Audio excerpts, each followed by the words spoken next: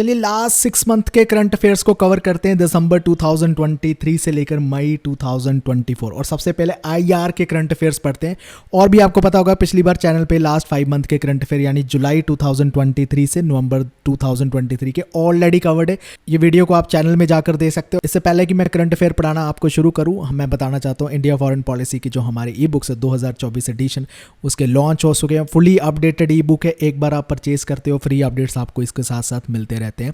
ये भी आप परचेज कर सकते हो, डिस्क्रिप्शन में इसका लिंक है। चलिए सबसे पहले करंट अफेयर की ओर बढ़ते हैं। IOM यानी इंटरनेशनल ऑर्गेनाइजेशन फॉर माइग्रेशन, इन्होंने क्या लॉन्च किया है? प्रयास प्रोजेक्ट लॉन्च किया है। प्रयास की फुल फॉर्म क्या है? Promoting regular assisted migration for youth and skilled professional. कब लॉन्च किया जाता है? 21 दिसंबर 2023 में किया जाता है। किसके साथ पार्टनरशिप करके?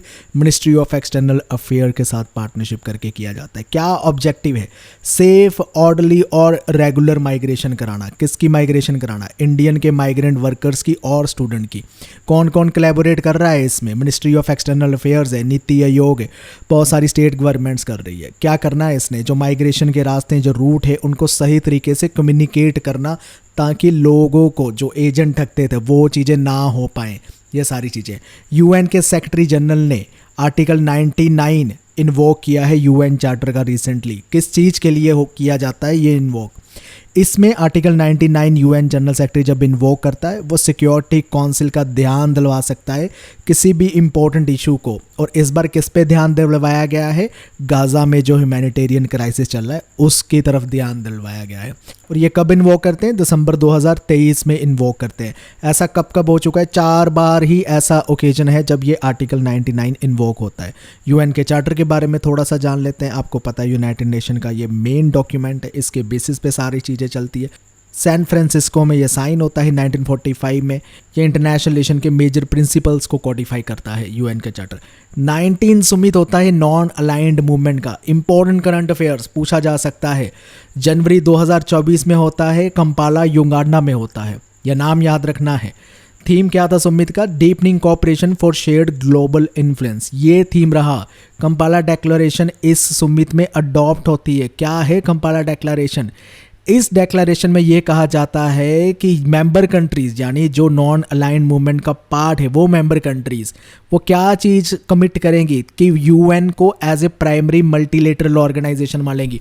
सीधी सीधी बात कह रहे हैं कि UN को ज़्यादा स्ट्रेंथन करना है। किसी तरह से भी एग्री करते हैं ये कि 2030 तक हमने एजेंडा फॉर सस्टेनेबल डेवलपमेंट जो रखा है अपना कंप्लीट करना है। अदीस अबाबा एक्शन एजेंडा जो है उसको भी जो है लेकर चलना है। क्या है वो एजेंडा जिसे 4A कहते हैं? उसमें कही जा रही है बात कि आपने सस्टेनेबल डेवलपमेंट पे काम करना है। कौन सी? फाइनेंसिंग करनी है सस्टेनेबल डेवलपमेंट को। तो ये सारा एजेंडा उस चीज़ में डिसाइड किया गया था। तो इसमें कहा गया है कि अपने फाइनेंस के फ्लो को इस तरह से मैनेज करता है कि इकोनॉमिक, सोशल एंड एनवायरनमेंट की प्रायोरिटीज़ के साथ इसको किसी तरह से अलाइन किया जाए और सस्टेनेबल डेवलपमेंट में बढ़ चढ़ कर काम किया जाए। इसमें कुछ और चीज़ें हैं कि ये स्ट्रांगली कंडेम किया जाता है इस उम्मीद में। किसको? इजरायली मिलिट्री एग्रेशन को जो गाजा स्ट्रिप पे किया जा रहा है इसको इलीगल बोला जा रहा है। कह रहे हैं कि इमीडिएटली और ड्यूरेबल वे में ह्यूमैनिटेरियन सीज फायर किया जाना चाहिए। ये सारी चीज़ें बंद कर देनी चाहिए। लड़ाई झगड़ा ऐसे नहीं होना चाहिए। साउथ सूडान जो है वो नया मेंबर बनता है नैम का, 121st मेंबर बन जाते हैं इस उम्मीद में। नॉन अलाइनमेंट मूवमेंट के बारे में थोड़ा सा जान लेते हैं। एशिया अफ्रीका कॉन्फ्रेंस होती है बांदुंग में इंडोनेशिया में 1955 में, जहाँ से ये नॉन अलाइनमेंट मूवमेंट बेस बनाती है, निकल कर आती है। तो नैम कौन से कंट्रीज़ क्रिएट करती है? Africa, Asia, Latin American country और वो सारे रीजन जो किसी ना किसी वे में कोल्ड वार की पॉलिटिक्स में दबना नहीं चाहते थे, इन्वॉल्व नहीं होना चाहते थे। USA या USSR में से किसी को ज्वाइन नहीं करना चाहते थे, वो नॉन अलाइंड देश कहलाते हैं। नैम की फर्स्ट कॉन्फ्रेंस कब होती है? द बेलग्रेड कॉन्फ्रेंस 1961 में होती है। 121 मेंबर्स इसके हैं इंक्लूडिंग इंडिया, जिसमें 53 कंट्रीज आती है अफ्रीका से, 39 आती है एशिया से, 26 आती है लैटिन अमेरिका से और कैरिबियन से, 2 आती है यूरोप से। ये सभी मेंबर कंप्राइजेस करते हैं नैम को। नैम के मेंबर हैं। 5 नए मेंबर ऐड होने जा रहे हैं ब्रिक्स में, परमानेंट मेंबरशिप में ऐड होने वाले हैं। 5 क्यों लिखा है? इनिशियली तो 6 ही थे। 6 कौन कौन से थे जिनको इनवाइट किया जाता है? Egypt, Ethiopia, Iran, Saudi Arabia, United Arab Emirates UAE जिसे कहते हैं, और अर्जेंटीना इनवाइट किया गया था। कहाँ पर किया जाता है? 2023 में, अगस्त 2023 में जोहान्सबर्ग साउथ अफ्रीका में 50th सुमित होता है ब्रिक्स का। यहाँ पर इनवाइट किया जाता है कि आप भी आ जाओ, फुल मेंबरशिप देते हैं, वो भी परमानेंट मेंबरशिप। अर्जेंटीना नहीं ज्वाइन करते, वो विड्रॉ कर लेते हैं, प्रस्ताव को मना कर दिया। सऊदी अरेबिया ने अभी तक भी अप्रूवल नहीं दी है, ज्वाइन करेंगे या नहीं, कन्फ्यूजन ही क्रिएट कर रखी है, लेकिन बाकी कंट्रीज़ ने इसको ज्वाइन कर लिया है ब्रिक्स की। ओके, तो हम कह सकते हैं ब्रिक्स की पहले जो थी 4 से 5 कंट्री थी ना, और 5 और ऐड होने जा रही है, 10 होने वाली है, चाहे सऊदी अरेबिया ने अभी अप्रूव किया है या नहीं। तो 10 मेंबर हम कह सकते हैं कि ये ऑर्गेनाइजेशन में बनने जा रहे हैं। ब्रिटिश इकोनॉमिस्ट जिम ओ'नॉयल ने क्या किया था? कॉइन किया था ब्रिक टर्म, ठीक है। फर्स्ट टाइम कब किया था? 2001 में किया था। जब ये शुरू होता है तब G8 के जो सुमित होते थे उसके साइडलाइन में ये लोग मिलते होते थे, ये 4 कंट्री, ब्राज़ील, रशिया, इंडिया और चाइना, जिसमें ये ब्रिक वाली कंट्री मिलती है। फर्स्ट ब्रिक सुमित कहाँ पर होता है? येकटेरिनबर्ग रशिया में होता है, 2009 में होता है। ब्रिक्स बन जाता है जब साउथ अफ्रीका कंट्री से ज्वाइन कर लेती है 2010 में। ये चीज़ें आपको पता होना चाहिए। 75 ईयर हो गए हैं आज मॉडर्न कॉमनवेल्थ को, जब से लंदन डेक्लारेशन साइन की गई है तब से। तो ये एक इम्पॉर्टेंट ईयर है। तो क्या है इसका थोड़ा सा समझ लेते हैं। 1947 में इंडिया इंडिपेंडेंट बनता है, लेकिन इंडिया कहता है कि मैं रिपब्लिक ही रहने वाला हूँ, मैंने कोई भी ऐसे इंस्टीट्यूशन या किसी भी कंट्री को ऐसे ज्वाइन नहीं करना कि मुझे एलिजियंस लिखनी पड़े, उसकी हर बात माननी पड़े। इंडिया ने कहा मैं कॉमनवेल्थ का मेंबर रहूँगा, एलिजियंस मैंने नहीं रखनी है, ब्रिटिश किंग और क्वीन पे एलिजियंस नहीं रखनी है, मैं उसका वफादार कहलाऊँ, ये सारी चीज़ें नहीं होनी चाहिए।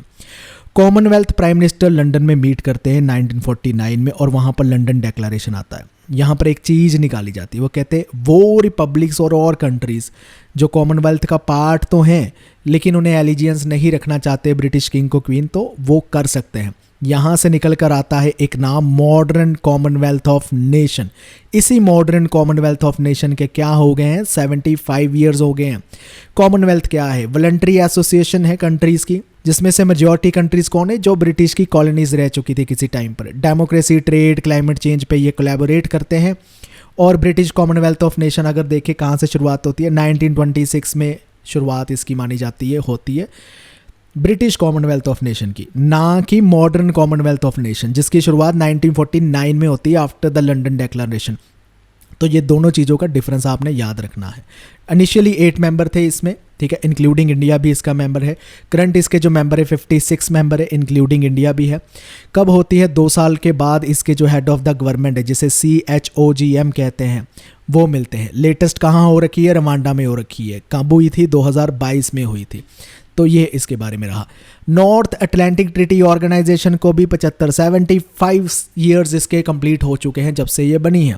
और स्वीडन जो है नाटो को ज्वाइन कर चुके हैं एज ए 32nd मेंबर। इसके बारे में जानते हैं।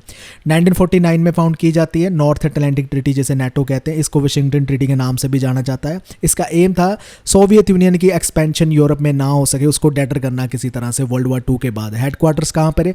ब्रुसेल्स, बेल्जियम में इसका हेडक्वार्टर पाया जाता है। नाटो के जो है टोटल कितने मेंबर हो गए? 32 कंट्रीज़ इसका पार्ट बन चुकी है। यूरोप और नॉर्थ अमेरिका के मोस्टली कंट्रीज़ इसमें होती है।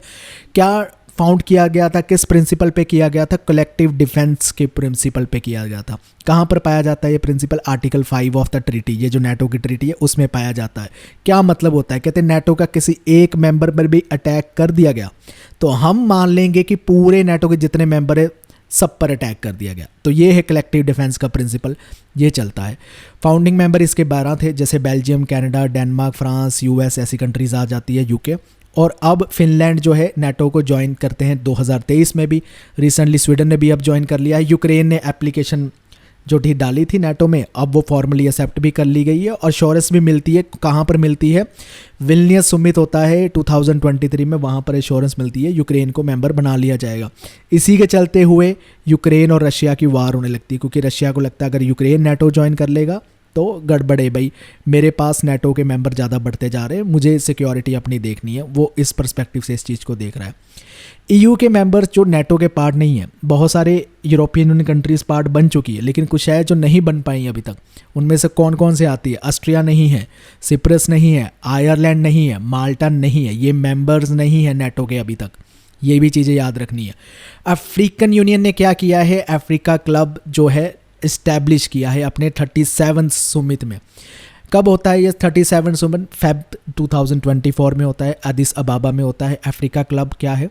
अफ्रीका क्लब बेसिकली एक कोलिशन है। किस चीज़ की कोलिशन है? गठबंधन है अफ्रीकन मल्टीलेटरल फाइनेंशियल इंस्टीट्यूशन का।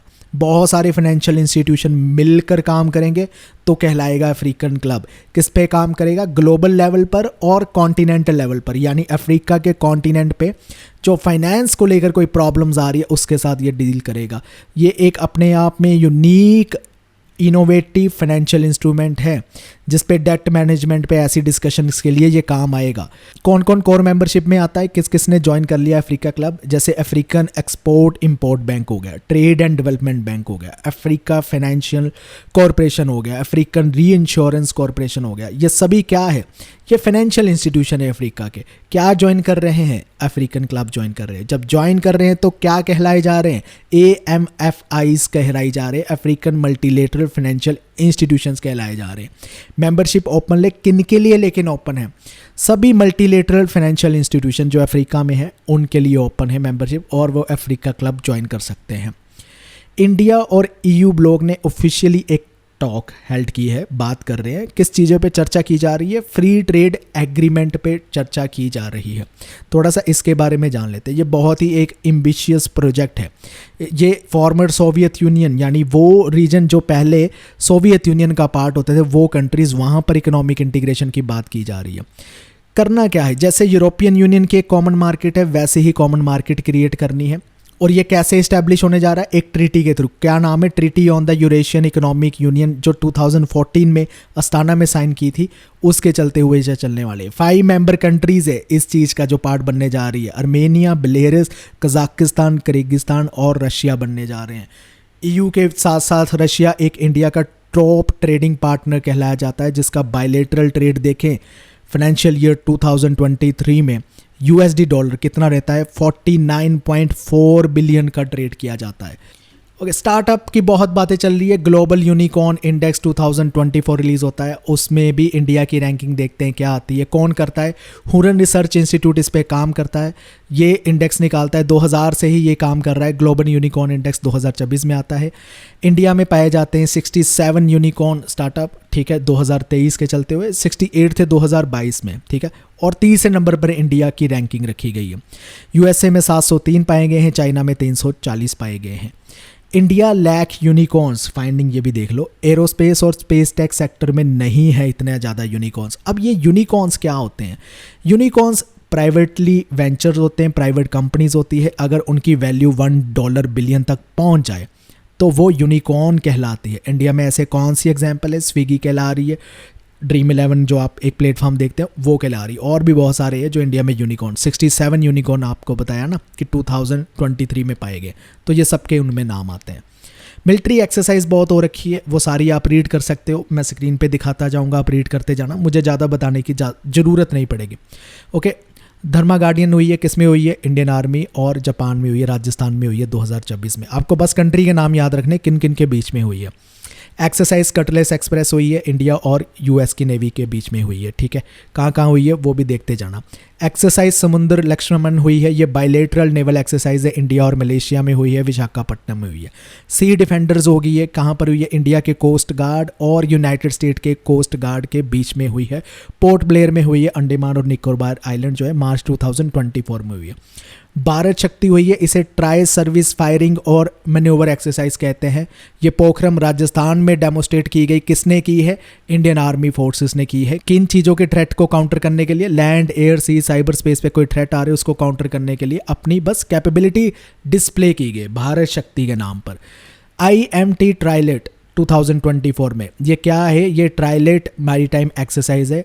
ट्राई क्यों है? 3 इसमें जो है कंट्रीज इन्वॉल्व है, इंडिया, मोजम्बिक और तंजानिया इन्वॉल्व है। पहला एडिशन कब होता था इनकी ये एक्सरसाइज का? अक्टूबर 2022 में होता है, और अब रिसेंटली 2024 में भी हो गया। अब ये जो सेकंड एडिशन हुआ ये कहाँ पर होता है? नकाला मोज़म्बिक में होता है।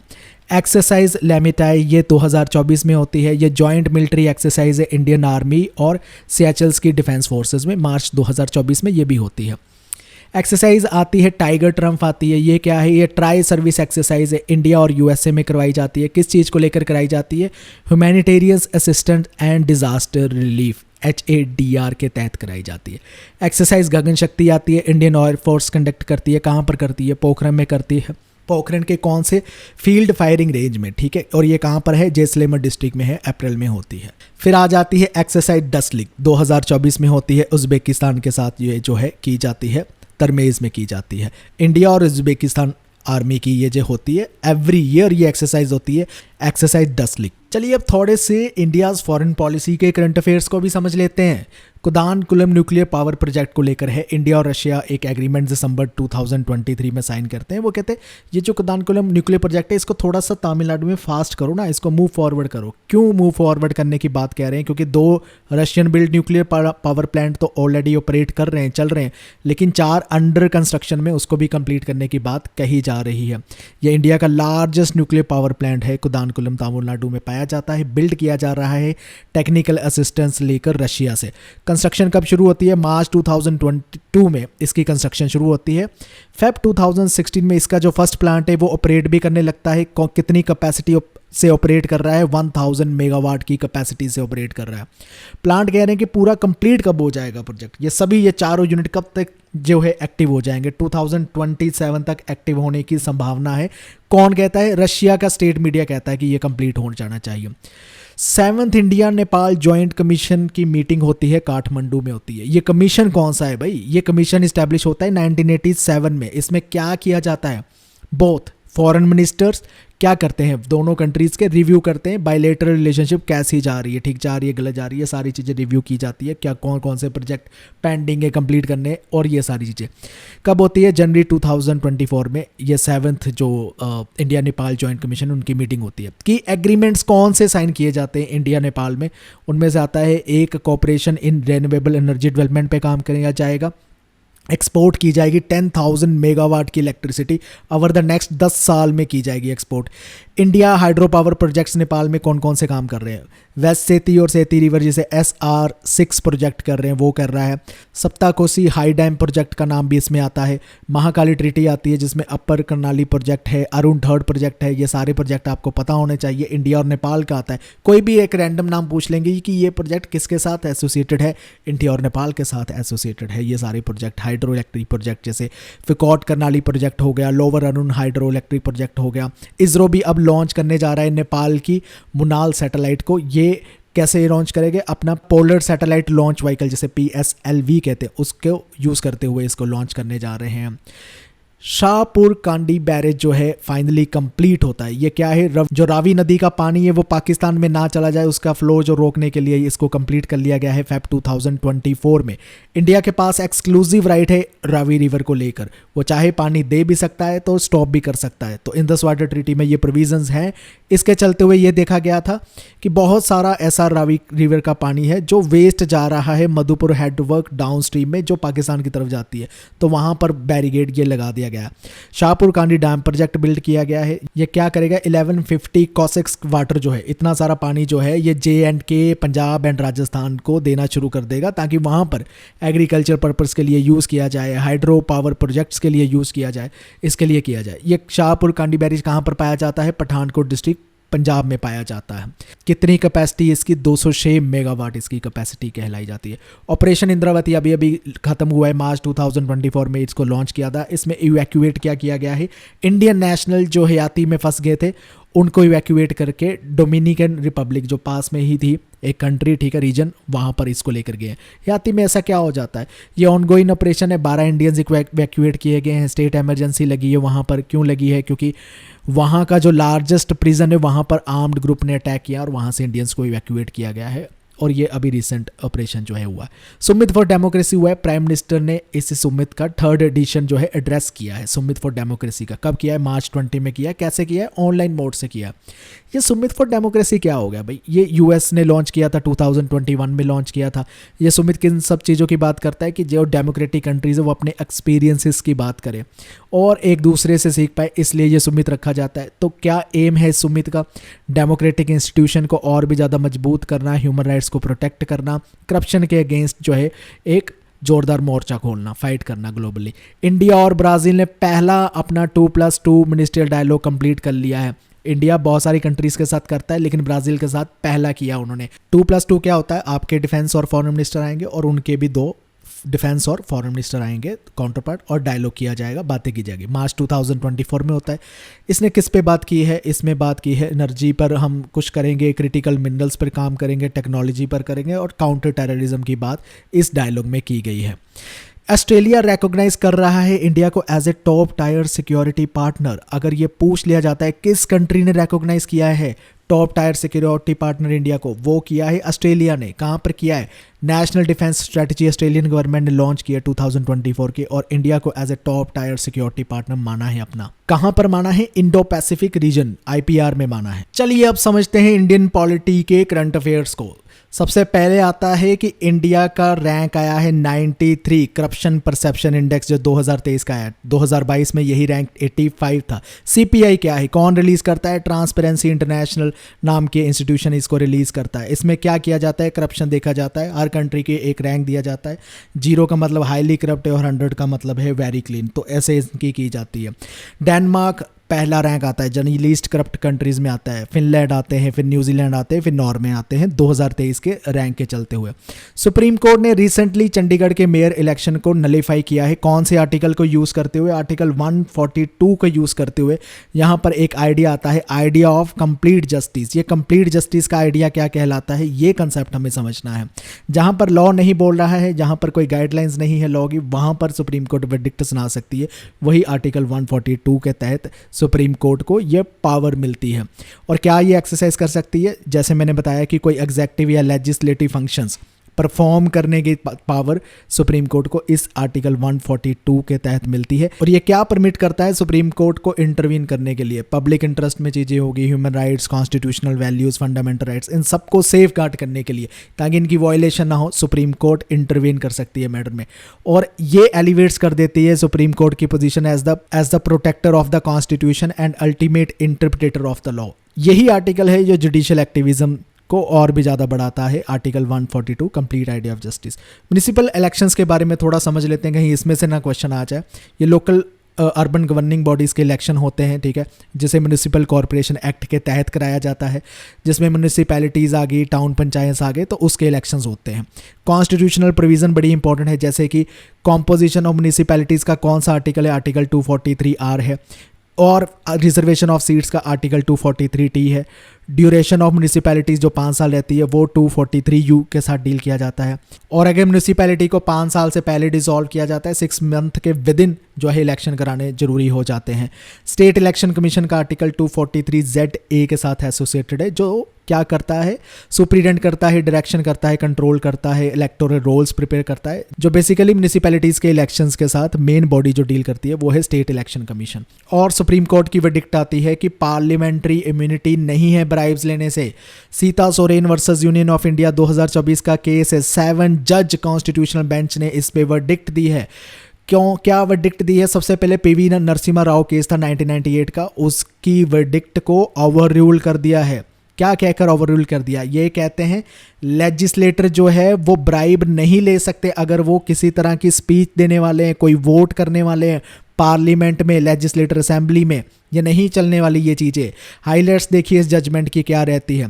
ब्राइबरी इम्यून नहीं है। MP और MLA को एक इम्यूनिटी मिल रखी होती है, आर्टिकल 105 और आर्टिकल 194 रिस्पेक्टिवली। किस चीज़ से? प्रोसिक्यूशन से। ये इम्यूनिटी क्या है इसको समझते हैं। ये आर्टिकल क्या है? आर्टिकल 1052 के तहत क्या MPs को इम्यूनिटी मिल रखी है कि पार्लियामेंट में अगर कोई भी वो वोट देते हैं, कुछ भी कहते हैं, तो उसको कोर्ट में चैलेंज नहीं किया जा सकता। सिमिलरली आर्टिकल 194 में क्लॉज नंबर 2 में ये पावर मिल रखी होती है, इम्यूनिटी MLAs को मिल रखी है। और PV Narasimha Rao versus state जो 1998 का केस है, उसमें क्या कहा जाता है? झारखंड मुक्ति मोर्चा के जो लेजिस्लेटर है उन पे ये एलिगेशन लगते हैं कि उन्होंने ब्राइब्स ली है वोट करने के लिए, गवर्नमेंट को फेवर करने के लिए ड्यूरिंग नो कॉन्फिडेंस मोशन जो होता है 1993 का, तो ये लगाया जाता है। इसमें सुप्रीम कोर्ट क्या कहती है, 3-2 मेजोरिटी के चलते हुए 5 जज ये सुप्रीम कोर्ट के कहते हैं, वो कहते हैं ये तो इनको इम्यूनिटी मिल रखी है, ये ब्राइबरी अगर लेते भी है तो इम्यून है, इसको कोर्ट में आप चैलेंज नहीं कर सकते। कहाँ पर लिखा हुआ है, कहते हैं आर्टिकल 105 में, 194 में ये प्रोविज़न दे रखी है।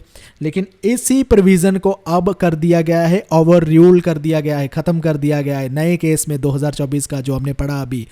उत्तराखंड स्टेट लेजिस्लेटिव असेंबली ने यूनिफॉर्म सिविल कोड पास कर दिया है, ठीक है। और क्या हो गया है, उत्तराखंड पहली स्टेट बन गई है जिसने यूनिफॉर्म सिविल कोड का लॉ को पास किया है।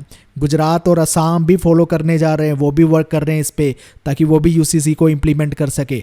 गोवा इंडिया में एक लौती स्टेट थी जहां पर कुछ ऐसी चीज़ें चल रही थी जिसे common civil code in practice कहते हैं। और कब से चल रहा है, पोर्चुगीज सिविल कोड ऑफ 1867 जिसे कहते हैं, वो तब का चल रहा था। यूसीसी के हाईलाइट्स क्या है, ये सभी उत्तराखंड के रेजिडेंट पे अप्लाई होने वाला है, लेकिन ये उन पे नहीं होने वाला है जो ट्राइबल कम्युनिटी प्रोटेक्ट की गई है under part 21 of the constitution. Marriage और लिव इन की रिलेशनशिप में क्या मैंडेट्स हैं कि ये कहते हैं अगर लिव इन रिलेशनशिप में आते हो तो 1 मंथ के विद इन रजिस्ट्रेशन करानी पड़ेगी, अगर मैरिज करते हो तो 60 डेज के विद इन रजिस्ट्रेशन करानी पड़ेगी। सभी रेजिडेंट्स के लिए ये एप्लीकेबल है। इसमें LGBTQIA+ जो कम्युनिटी है उसको एक्सक्लूड्स कर दिया गया है। ये ग्रांट करती है लीगल रिकॉग्निशन उन बच्चों के भी जो वॉइडेबल मैरिजेस और लिव इन रिलेशनशिप से भी पैदा होते हैं। ये कुछ मैरिज की प्रैक्टिसेस को क्रिमिनलाइज कर देती है, जैसे कि निकाह हला है, ट्रिपल तलाक है, इनको बैन कर दिया गया है। बाईगैमी, पॉलीगैमी को प्रोहिबिट कर रही है। इनहेरिटेंस के कुछ लॉ में चेंजेस कर रहे हैं। इक्वल प्रॉपर्टी राइट्स की बात कर रहे हैं सन्स एंड डॉटर्स के लिए। फिर बढ़ते हैं कि क्लाइमेट चेंज के इफेक्ट से होने वाला जो आपको बचाया जाता है राइट, वो राइट टू लाइफ और इक्वालिटी में कवर है, यानी right against adverse effects of climate change. ये किस में कवर्ड है, राइट टू लाइफ और इक्वालिटी में। ये सुप्रीम कोर्ट कहते हैं। 3 जज बेंच सुप्रीम कोर्ट का एक एप्लीकेशन सुन रहे थे जिसमें एप्लीकेशन में मॉडिफिकेशन की जाने की बात की जा रही थी। कौन सी, ministry of power, ministry of new and renewable energy, ये बातें कर रही थी कि 2021 में आपने कोई ऑर्डर इशू किया था, उसके अगेंस्ट ये बातें चल रही थी। वहां पर ये जजमेंट आती है। ये जजमेंट क्या कहती है, ये कहती है आर्टिकल 14 राइट टू इक्वालिटी और आर्टिकल 21 जो है right to life and personal liberty, कहते आर इंपॉर्टेंट सोर्सेज किस चीज के, right to clean environment and right against adverse effects of climate change.